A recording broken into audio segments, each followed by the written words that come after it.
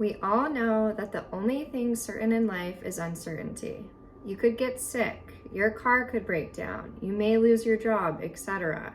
All of these are less than ideal, but the thing that can turn an inconvenience into an emergency is not being able to pay for these circumstances. Do you know how many Americans have less than $1,000 in savings? Most of us are familiar with the fact that many Americans are living paycheck to paycheck, but we often think things like, oh, that could never be me.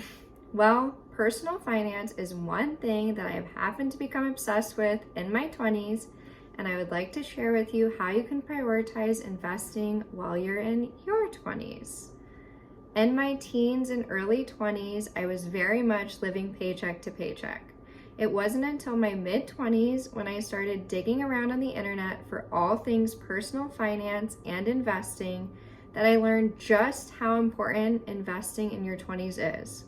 With the internet's help, I found many resources that changed my finances forever. On the First Her 100K blog, Ramit Sethi's book, I Will Teach You to Be Rich, www.personalfinanceclub.com, and through many Google searches.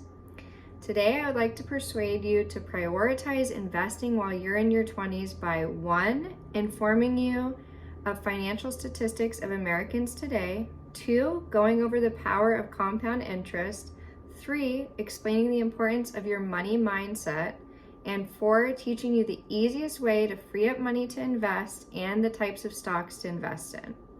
Let's start by informing you of the financial statistics of Americans today. Before I start going over some of these statistics, I know that some of these can be, just flat out depressing. However, I want you to remember that knowledge really is power. That being said, let's dig in. According to an article published by CNBC this January, 1 in 4 Americans have less than $1,000 in savings. About 29% of Americans have between $501 and $5,000 in savings. The median savings balance in the United States is $8,000. According to an article shared by Empower.com in July of this year, 37% of Americans can't afford an emergency expense over $400.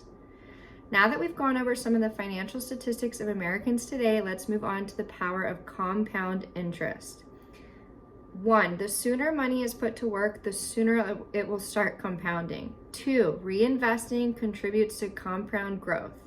3, according to an article published in March of 2018 by www.4pillarfreedom.com, if you invest $10,000 every year at a 7% annual interest rate, you'll reach $100,000 in 7.84 years. If you continue investing that, you'll reach the next $100,000 in only 5.1 years. Time only shortens as you keep going. We've discussed the power of compound interest. Now let's move on to the importance of your money mindset. 1, stop comparing yourself to others.